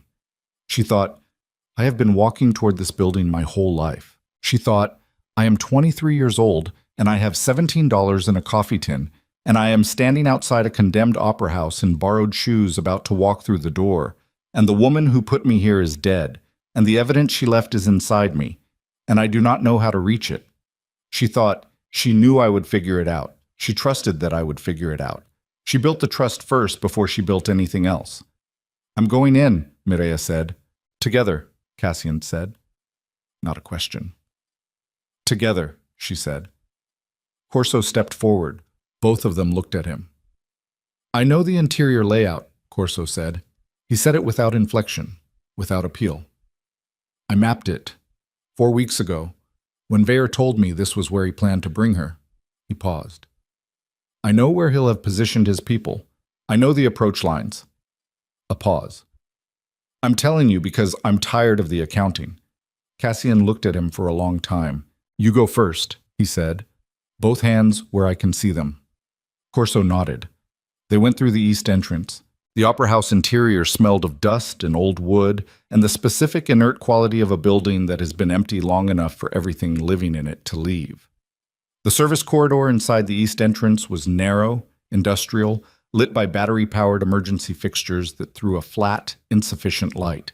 Pipes ran along the ceiling. Underfoot, the concrete was gritty with demolition pre-preparation, floors cleared, walls chalked with the annotations of structural surveyors. Corso moved without hesitation, which meant he was either telling the truth about the mapping or was executing a more elaborate version of the plan he had been running for 18 months. And Mireia watched him the way she watched everything tonight, with the double-layered attention of someone who has learned that the surface of things and the structure beneath them are not always the same thing. 2 men in the main auditorium, Corso said, barely above a whisper. Flanking the stage, they'll have thermal. The building's cold enough that body heat shows clearly. Veer will be in the orchestra pit or the pit access corridor. He likes positions with limited approach angles. You've been inside this building with him, Cassian said. Once, for the initial planning conversation. Corso didn't stop moving. He showed me where he intended to conduct the extraction. The pit access corridor it has a secondary exit that comes out below the stage, which he controlled as his own egress. He doesn't know I know about the secondary exit. Where does it come out? Beneath the stage. There's a trapdoor system. Old theatrical equipment, still functional. The mechanism is manual, operated from below. Mireia thought about this. If we come up through the trapdoor, You come up behind him, Corso said, between him and his egress. The corridor ended at a door. Beyond the door, the ambient sound changed. The vast, padded silence of a large interior space, the way sound behaves when it has a high ceiling and rows of empty seats to expand into. Corso pushed the door open 1 centimeter and put his eye to it. Both of them are where I said, he murmured. Stage left and stage right. They haven't moved. Veer, Cassian said. Not visible from here. He'll be in the pit access. Cassian looked at Mireia. The calculation was in his eyes. She could see it, the geometry of this, the way it distributed people and risk and possibility. I take the auditorium, he said quietly. Corso with me, because I am not leaving him behind me in a dark corridor. You go under the stage. Alone, she said. The trapdoor access is a single-person approach. 2 people trying to come up through a trapdoor in sequence is not a tactic. It's a line. She knew he was right. She also knew that what he was describing left her alone in the dark beneath a condemned stage approaching a man who had been building toward this moment for 3 years and who would, given the opportunity, have her not intact before she could reach whatever Seraphine had left inside her. She also knew that she was not going to reach it by staying in the corridor. The trapdoor access, she said to Corso. How do I find it? Service door at the end of this corridor, second left, stairs down. The substage level runs the full width of the building. The trapdoor mechanism is center stage. You'll see the hydraulic housing, it's unmistakable. Manual release is a red lever on the housing's left side. It opens upward, and the counterweight brings you up in about 3 seconds. 3 seconds was a long time. 3 seconds was also enough. There's something else, Corso said. He said it with the quality of a man delivering the last of a very heavy load. Veer has a device, a portable neural interface. It's what he's been developing for 3 years with the neurologist's research. It doesn't require a sterile environment or a medical team. It requires approximately 12 minutes of the subject being non-resistant. He paused. He will attempt to use it the moment he has control of the situation. The result is Not intact, Mireya said. You told me. The process degrades the hippocampal encoding structures as it extracts. The extraction is clean. The subject... He stopped. You would be alive, probably, but the architecture Seraphine built would be gone. Everything she deposited. Everything else in that structure with it. He looked at her. Everything. Mireya heard this the way she had heard everything tonight. Through the surface and down. She understood what he was saying. Not just the evidence, not just the training and the tunnels and the muscle memory of 15 years of careful deposition. The woman's face in the photograph, the voice in the corridor saying, I love you. Remember that after you stop remembering everything else. All of it. I know, she said. She went down the stairs. The substage level of the Alden Moore Opera House was the skeleton of everything the building had ever pretended to be above it. No ornamentation, no velvet, no chandeliers, just iron and wood and the hydraulic housings of theatrical mechanisms built in an era when stages needed to fly gods and swallow villains, when audiences expected the impossible to be delivered from below. The space was 12 feet high and ran the full width of the building. Emergency lighting here too, the same flat battery-powered fixtures, pooling light in irregular intervals and leaving the spaces between in genuine dark. The floor was iron grating over a sub-basement. Everything smelled of wood rot and machine oil and the compound stillness of abandoned places. Center stage. The hydraulic housing was exactly where Corso said, a steel structure the size of a small car, covered in decades of dust, and the oxidation of mechanisms that had last operated when the building was still a functioning house. The counterweight assembly was intact. The red lever on the left side was visible from 8 feet away. Mireya crossed the substage level in the specific silence of someone who has learned tonight how to move through a space without announcing herself. And she reached the housing and put her hand on the lever, and she stopped. She stopped because she needed a moment. Not a long one. Not an indulgent one. Just the specific moment that exists between the last thing that is preparation and the first thing that is action, where the body and the mind come to an agreement about what is about to happen, and the agreement is made without negotiation. Above her, through the iron grating and the stage floor and the trapdoor she was about to come through, Lucien Weyer was waiting with a device that could take everything she was carrying and leave her on the other side of it, with the specific absence of a person who has been hollowed. Below her, 14 years of a dead woman's work, deposited in the only place left that she had trusted to survive her. Below that, 8 years old in a corridor, saying yes. Mireya pulled the lever. The counterweight took her up in the dark. 3 seconds of mechanical ascent, and the trapdoor opened into the orange air of the opera house stage. Lit from below by the battery fixtures and from the pit by the small directed work light Lucien Weyer was using to read the device in his hands, and she came up at the center of the stage. Dusty boards. The ghost of 100 performances absorbed into the grain. And Weyer looked up from the pit and looked at her, and his face did not register surprise. His face registered the expression of a man who has run the variables for 3 years and has arrived at the variable that includes this and considers it workable. You came to me, he said. That simplifies several things. Above and behind him, from the direction of the auditorium, she heard the sounds of the calculation resolving. 2 controlled impacts, Cassian moving through the flanking positions with whatever it cost him, the sounds brief and clean and then gone. Weyer did not look away from her. The device, he said, holding it up, requires contact, approximately 12 minutes. He stepped toward the pit ladder. You have something I've spent 3 years looking for. I have something you will spend the rest of your life wishing had gone differently if you resist. He set 1 foot on the ladder. I'm asking you to be practical. You killed my mother, Mireya said. Yes. You killed 11 children at a summit so that you could keep building infrastructure without competition. Yes. You've spent 14 years maintaining that infrastructure on the backs of people who owe you compliance because you hold their lives in instruments you built on blood. That is an accurate, if incomplete, characterization, Weyer said. I just wanted to say it, Mireya said. Out loud. To your face. So you know that somebody knows it all and has said it and is looking directly at you while they say it. He came up the ladder. She went toward him. Not away. Not to the sides where the stage wings offered cover and the exits offered distance.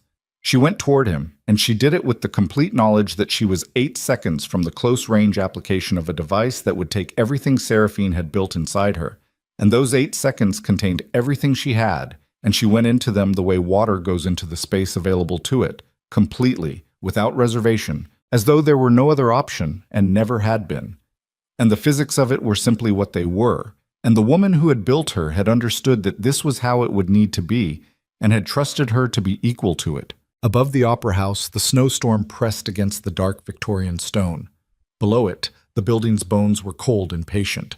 And in the pit-access corridor where the two of them came together in the flat, functional light, Mireya Vale, who had $17 in a coffee tin and no history she could trust and no leverage and a pair of borrowed shoes, closed her eyes in the middle of the fight and went down into the place she had never been, and looked for the key her mother had left her. And the rooftop of the Aldenmore Opera House was not designed to hold the weight of what was happening on it. The structure beneath their feet had been compromised for 40 minutes. Mireya could feel it in the vibration that ran through the concrete from somewhere below, a low architectural trembling that communicated the building's distress in the only language buildings have. Snow had turned to ice on every surface. The air was sharp enough to cut the inside of the lungs on each inhale. Somewhere below the rooftop access door, fire had found the third level's dry timber framework and was working upward with the patient efficiency of something that does not need to hurry. Lucien Vere stood 12 feet from her. He looked exactly as he had looked in the ballroom 6 hours ago, unhurried, precisely dressed, his white hair catching the orange light of the fire below and the pale light of the pre-dawn sky above. He held Cassian's weapon. His hands were steady in the way of a man who has been steady for 6 decades through events that unmade other men, and the steadiness was not courage, Mireya understood now. It was the absence of something. The place where conscience had been was smooth and functional and completely empty, and that emptiness was what people who had never looked directly at it mistook for strength. Cassian was on one knee 8 feet to Mireya's left. He had been on that knee for 90 seconds. The wound was in his left shoulder. A through and through, she had assessed it in the stairwell 2 floors below, before Vere's remaining operative had forced them upward. And he was managing it with the focused internal attention of a man who has decided the body's complaints are subordinate to the present requirement. He was not going to stay on that knee. She knew that. He knew that. Vere knew that, which was why Vere was watching him with the specific attention of someone timing an interval. The retrieval process, Vere said to Mireya, conversationally, as if the building were not on fire beneath them, takes approximately 40 minutes under controlled conditions. We are not in controlled conditions. He tilted his head slightly. But the essential protocol requires only the first 12 minutes to extract the index structure. The rest is reconstruction, which my people can complete without your participation. Without me being alive, Mireya said. Without your consciousness, strictly speaking. The distinction matters less than you might think at this stage. She looked at him, at the specific quality of his calm. She had been in the presence of dangerous men tonight, had spent 6 hours surrounded by people whose capacity for violence was professional and unremarkable, and none of them had felt like this. The others carried their danger as something active, something that required maintenance, something you could see operating behind the eyes. Vere's danger was a settled condition. It required nothing from him. You killed her yourself, Mireya said. Seraphine. Yes. No hesitation, no modulation of the conversational tone. She found you first, Mireya said. She didn't just find evidence of what you did at the summit. She found you, specifically, directly. And she told you she had it. Vere regarded her with what might have been mild interest. She came to me with a proposition. She was idealistic in a way that I found genuinely remarkable for someone who had operated inside criminal infrastructure for 12 years. She believed I would respond to exposure differently than I did. A slight pause. She underestimated the degree to which I had prepared for that possibility. She trusted that someone with enough evidence couldn't be touched. She trusted that I had something to lose. I have spent 60 years ensuring I have nothing to lose.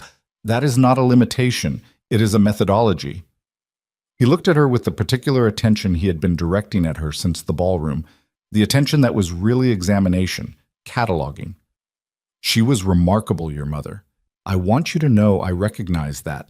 She built something genuine inside a world that destroys genuine things. That she failed is not a reflection of the quality of what she built. She didn't fail, Mireya said. She put everything she built inside me, and then she made sure I survived. That's not failure. It's a 14-year delay at best, Veer said. The outcome remains.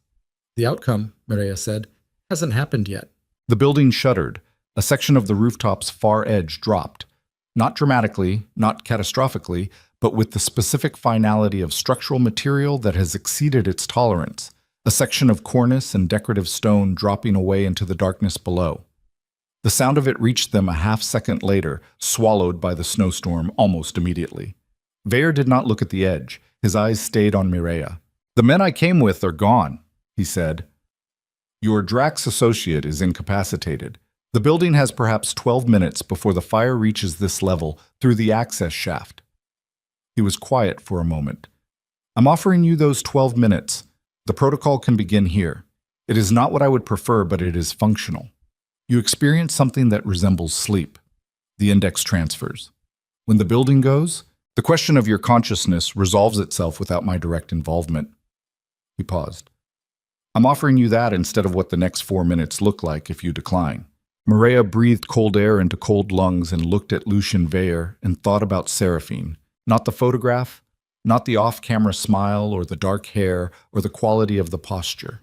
She thought about what Seraphine had done, the specific, technical, extraordinary thing she had done in a burning facility with a child and a set of neurology protocols and 14 years of documentation and the knowledge that she was not going to survive the morning. She thought about the decision involved in that, the precision of it, the fact that it required trusting an 8-year-old child's body to carry something for 15 years without knowing it was carrying it, to survive long enough, to arrive in the right place at the right time. Seraphine had not failed.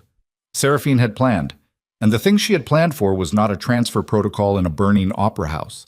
The thing she had planned for was this: Mireya, adult, standing in front of the man who killed her, understanding finally and fully what she was carrying and choosing what to do with it. The key was in there, not a metaphor, a key. The retrieval protocol, the access structure, the method Seraphine had designed for her daughter to reach what had been left inside her without dying in the process. It was in the same place the fighting was, in the same place the tunnels were, in the same place every other trained, structured, deposited thing lived below the floor of accessible memory. Mireya closed her eyes, not because she was surrendering, because she was going somewhere inside herself that she had spent 23 years standing outside of, and the door required that she stop looking at the room she was already in. She heard Veer take one step toward her. She heard Cassian's weight shift on the concrete, and she went down. It was not like remembering. It was like a room that has always existed in a house you have lived in your whole life, that you have walked past every day, that you have never opened because the handle looked like part of the wall, and then your hand finds it, and the room is full of light. She was 8 years old in a corridor that smelled of burning insulation and concrete dust, and Seraphine was in front of her with both hands on her face, and Seraphine's hands were shaking, the only time Mireya had ever seen her shake, and she was saying something in a voice stripped to its absolute essential structure. No warmth, no softness, just information delivered with the precision of a woman who has accepted that she has 3 minutes. I'm going to give you something to keep. You won't know you have it. You won't feel it. But when you need it, it will open. Do you understand me? An 8-year-old Mireya had said yes, because she trusted this woman the way children trust the people who have kept them alive, which is completely and without architecture. When you find it, you'll know what to do with it. I've written it in a language only you can read. Do you understand? Yes. I love you. Remember that I love you after you stop remembering everything else. Then the hands on her face. Then the specific sensation. Not pain, not exactly, something more like pressure applied from inside, a restructuring of something fundamental. And then the smoke and the tunnel entrance, and Seraphine's voice behind her saying, "Go, go, go," and the sound of the explosion taking the world apart. Mireya opened her eyes. Veer was 4 feet from her, and the index was open. Not figuratively. Inside her, in whatever architecture Seraphine and the neurologist had built together in the margins of acceptable science, something had unlocked, and what it contained was specific, organized, and complete. 41 physical cache locations distributed across 9 states, each containing a portion of Seraphine's documentation. 3 encrypted digital repositories with access credentials.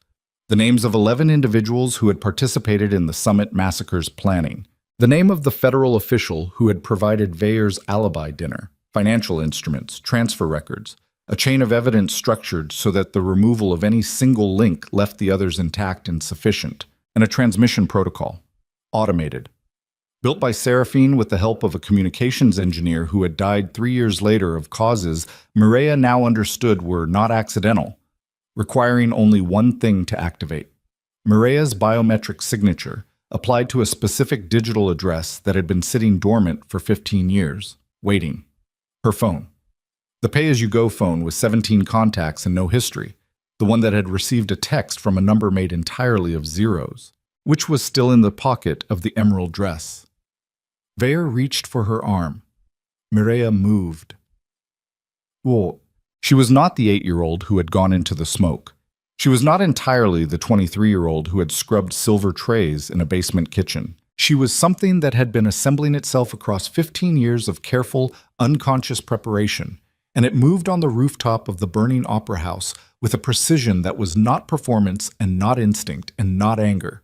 It was just what it was, trained, structured, deposited by a woman who had understood that compassion without capability is just grief with better intentions. Veyer was not unprepared.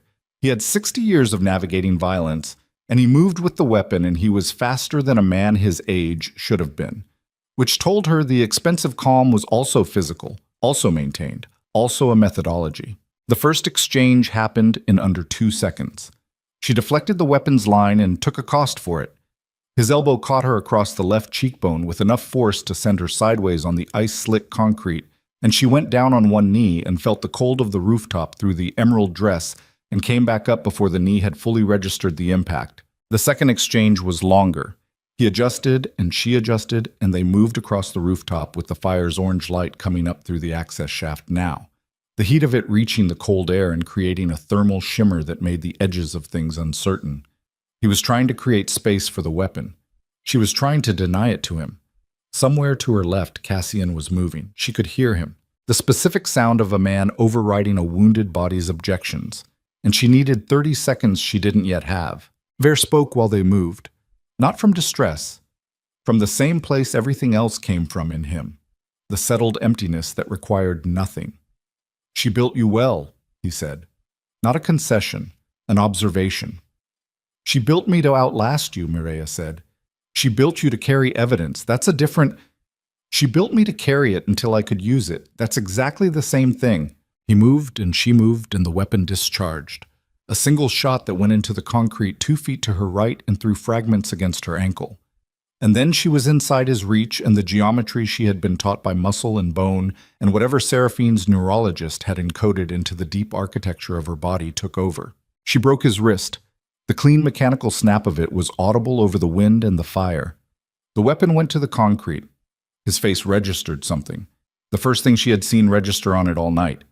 And that something was surprise, which was the appropriate response to discovering that the child you buried 15 years ago had been growing toward you ever since. He went for the weapon with the other hand. She put him on the concrete, not gently, with the full transferable weight of everything the night had been. The basement kitchen and the $17, and the borrowed shoes and the ballroom silence and Seraphine's voice in a corridor saying, "I love you. Remember that I love you after you stop remembering everything else." And Lucien Veyer hit the rooftop of the burning opera house, and she stood over him with the weapon in her hand and her cheekbone throbbing and the fire coming up through the building beneath them and the sky beginning just barely at its lowest eastern edge to suggest that it contained something other than dark. He looked up at her. "You won't," he said. Still flat, still certain. The confidence of a man who has assessed people for 6 decades and found them, consistently, less than the moment required. Mireia looked at him. At the empty place where the thing that makes a person hesitate at consequences should have been and wasn't. At 61 years of people who could not afford to have this man continue existing, compressed into the specific weight of this moment. She thought about Seraphine, who had operated for 12 years in the margins of a world like this one, and had never once, by any account Mireia had been given tonight, killed anyone. She thought about what that had cost. She thought about the 11 dead at the summit. about Seraphine in a storage facility 14 years ago, about the children in transit through Dominion Circle networks, whose routes had never been closed because the man who built them was still building them.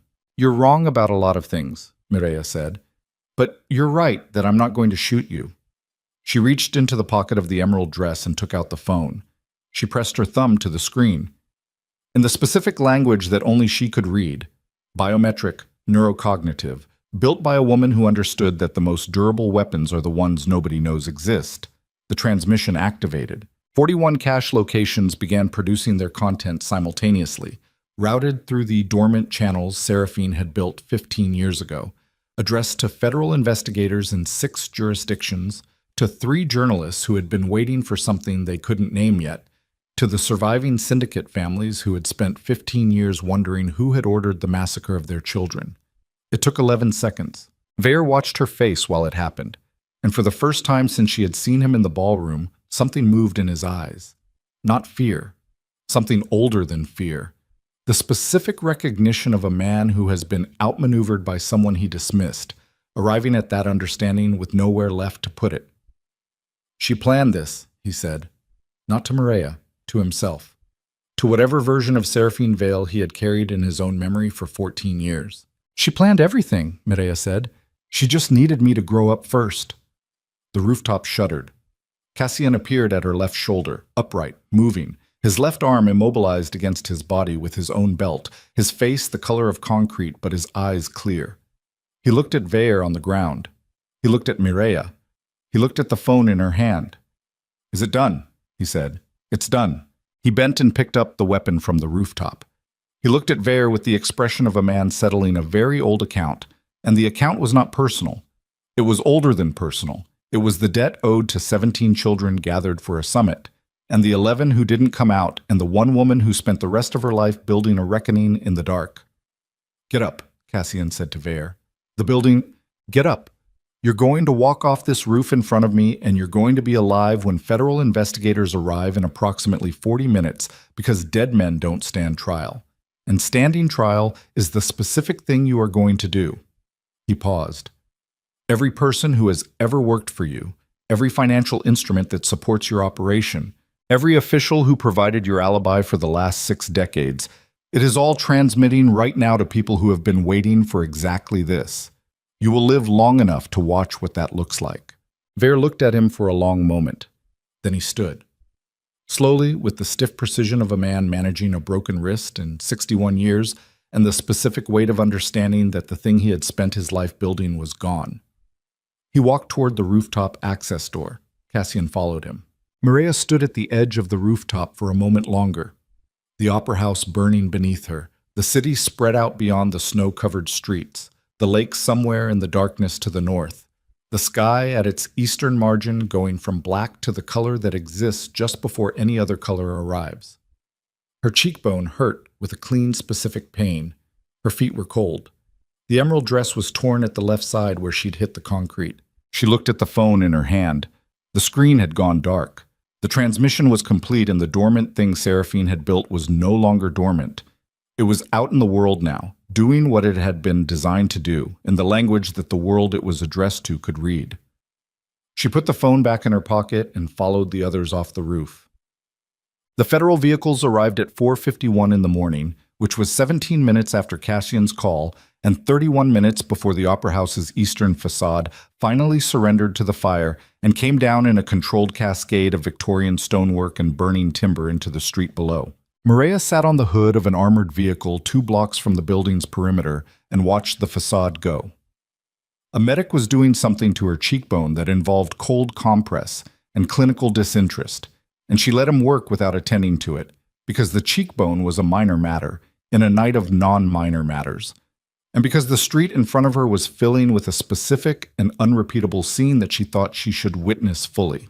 Lucien Veer was in handcuffs against the side of a federal transport.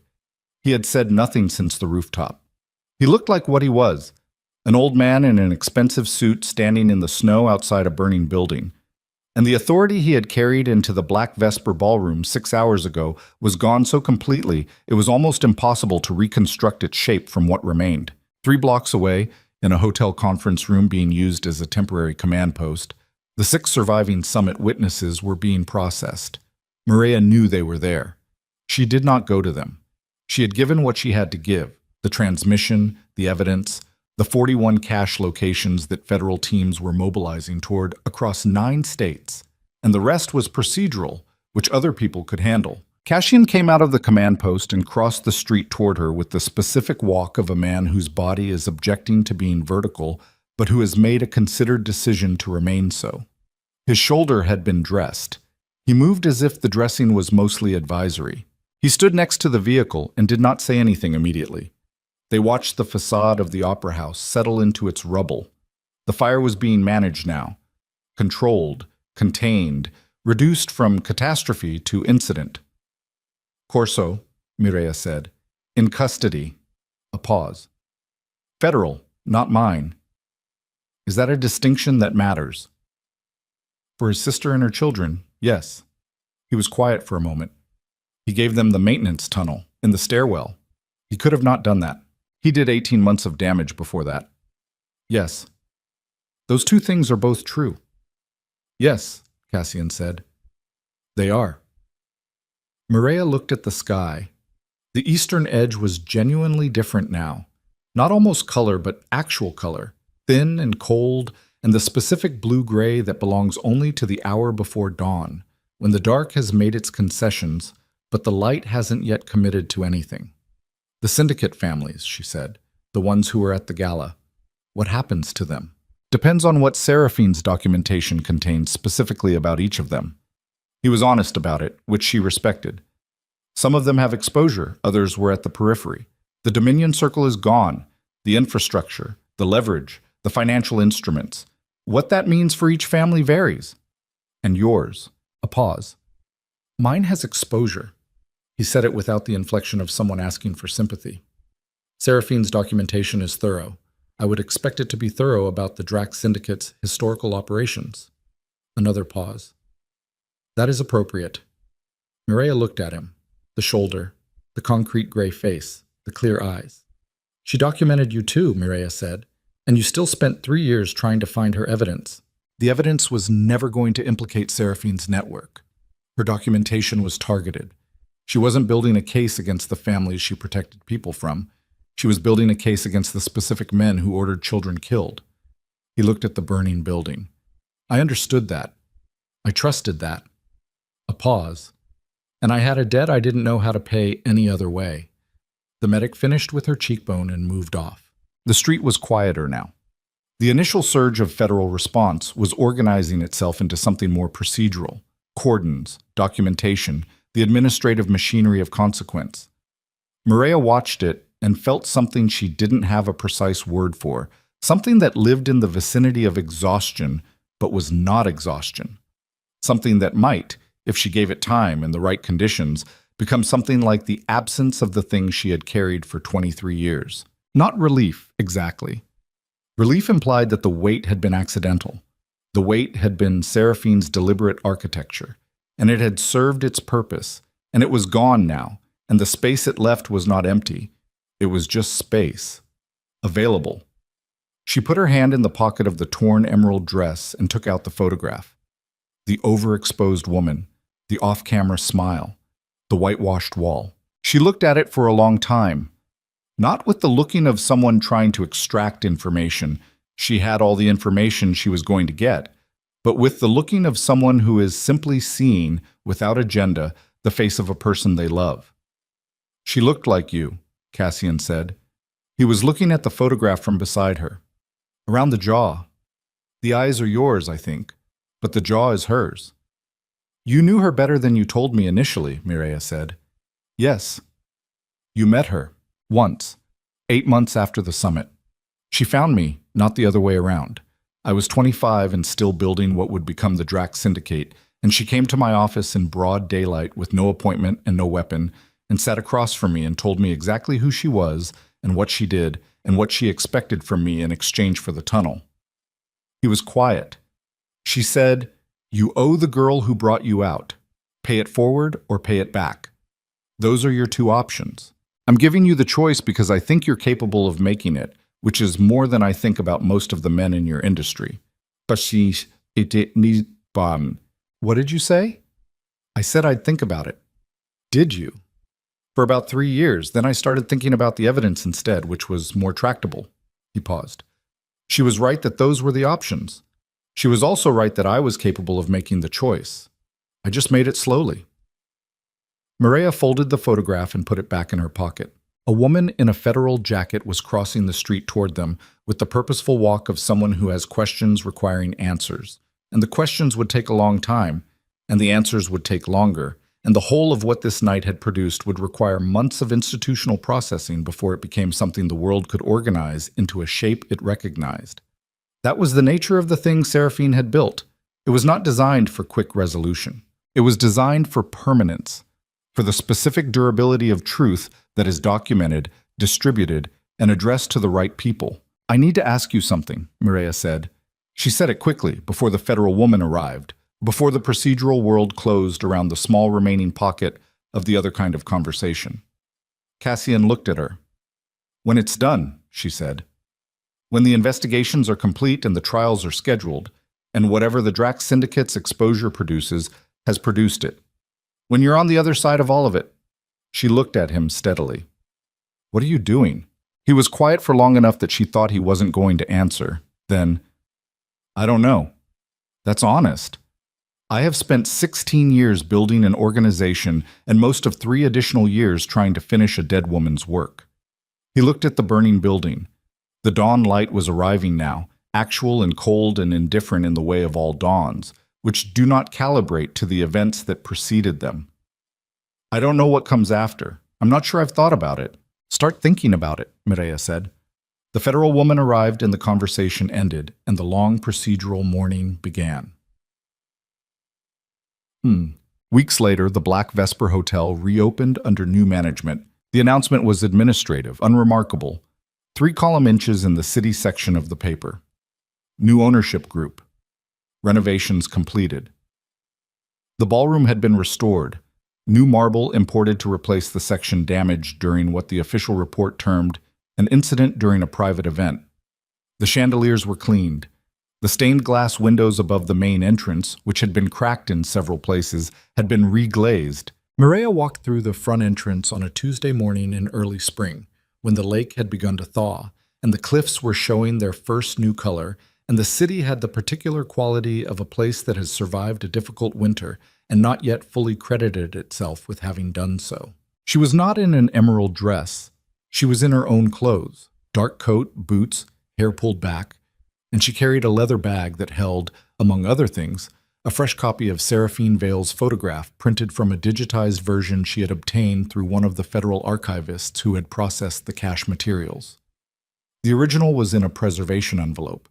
She was not ready to retire the original. She wasn't sure she would ever be, and she had decided that was not a problem requiring a solution. The ballroom looked different in the morning. Smaller, possibly, or differently proportioned. The scale of spaces shifts without the social architecture of events to fill them. The marble floor caught the spring light from the east windows and distributed it in the flat, democratic way that marble distributes light, without preference. The chandeliers were unlit. The room smelled of new sealant and fresh flowers placed at the service bar. Someone's optimistic gesture toward a new iteration. She stood at the center of the floor and looked at the room the way you look at a place that has held something enormous and has since been returned to ordinary purpose. The room did not look back. Rooms do not hold the things that happen in them. They only appear to in the immediate aftermath, and then the appearance fades as the room returns to being itself, indifferent, available for the next thing. She heard the main door and turned. Cassian came in without ceremony, the way he moved through everything, occupying the minimum space required. He was not wearing the tailored jacket of the Gala night. He looked like a man who had spent recent weeks inside institutional processes, slightly tired, carefully maintained, carrying the particular flatness of someone who has answered the same questions many times in professional settings. He also looked, she thought, like someone who had put something down and was still adjusting to the change in what his hands could do. His shoulder was in a partial brace she could see the shape of beneath his jacket. He crossed the ballroom floor toward her and stopped a few feet away and looked at the room the way she had been looking at it. "How'd it go today?" she said. "3rd deposition in 4 days." He said it without complaint. Prosecutors are thorough. Seraphine's documentation is thorough. The combination is extremely thorough. And the Drax Syndicate is in the process of not being a syndicate. He looked at the chandeliers. The legal architecture of dismantling something like that is considerable, but it's moving. She nodded. The Harker family, she said. I heard they released a statement about the summit. Yes, about what they know, what they witnessed, what they owe. A pause. Elena Harker called me. She wants to meet with you. I know. I got her message. What did you tell her? I told her I'd think about it. She looked at him. I'm capable of making the choice. I just might make it slowly. Something shifted in his face. Not a smile. Something quieter than that, more internal. The shift of a man recognizing his own words returned to him in a context that changes their meaning. That's fair, he said. They stood in the ballroom for a while. Outside, through the stained glass windows, the spring lake was visible at the cliff's edge. Gray-blue water moving now, no longer frozen, returning to the regular business of being a large body of water in a world that continued irrespective of the events on its shores. Maria thought about Seraphine building something in the dark for 12 years, not knowing if it would ever come to anything, moving children through margins and documenting crimes in margins, and finally, at the last possible moment, making one final deposit into the one place she was certain would survive her. She thought about an 8-year-old in a corridor making the only available choice, which was to say yes, because trust is not a feeling but a practice. And the practice had been established over years and deserved the yes it received. She thought about $17 in a coffee tin, about the specific shape of a life organized entirely around invisibility, around minimum occupation of space, around the long-trained habit of a person who has been told by their circumstances that the world does not require their presence. She was present now. The evidence was out in the world. The roots were closing. The trials were beginning. Not just Veyer's, but the chain of connected proceedings that Seraphine's documentation had set in motion, which would take years and produce outcomes that were imperfect and incomplete in the way that institutional justice is always imperfect and incomplete, and which was nonetheless real, which was nonetheless consequence, which was nonetheless the closest available approximation of what a woman in a burning corridor had given everything to make possible. It was enough. Not everything. Enough. Maria reached into her bag and set the copy of the photograph on the nearest table. The woman's face, the off-camera smile, the whitewashed wall, and left her hand on it for a moment, the way you leave your hand on something when you are not ready to lift it, but you are practicing for the time when you will be. Then she lifted her hand. I'm going to Oregon next week, she said. There's a group home in Declan. I want to talk to someone there. Someone who handles intake documentation. Maybe someone who was there 23 years ago if any of them are still around. Seraphine placed me deliberately. She would have made sure there were people who knew to watch for me to come back eventually, with questions. Do you want company? She thought about it. Not for the Oregon part. I need to do that alone. All right. After that, she said. I don't know what after that looks like yet. Neither do I, Cassian said. I told you I was working on it. Work faster. He looked at her with the expression of a man being asked to do something unreasonable by someone he is not going to refuse. I'll work faster. Outside, the lake moved in the spring light. The city moved around the lake. The world moved around the city. Indifferent and enormous and full of the ordinary ongoing business of people who had not spent last night on a burning rooftop, which was most people, which was fine. Most people deserved the ordinary ongoing business. And the work of people like Seraphine had always been to protect their right to it. Maria picked up the photograph and put it back in her bag. She walked toward the door. Behind her, after a moment, she heard Cassian follow. The chandeliers were dark above them. The marble caught the light and distributed it evenly, without preference, the way light moves through a room when there is nothing specific left to illuminate, and the room has been returned to itself, and the morning is just a morning, and the door at the far end opens into a city that is, for now, breathing.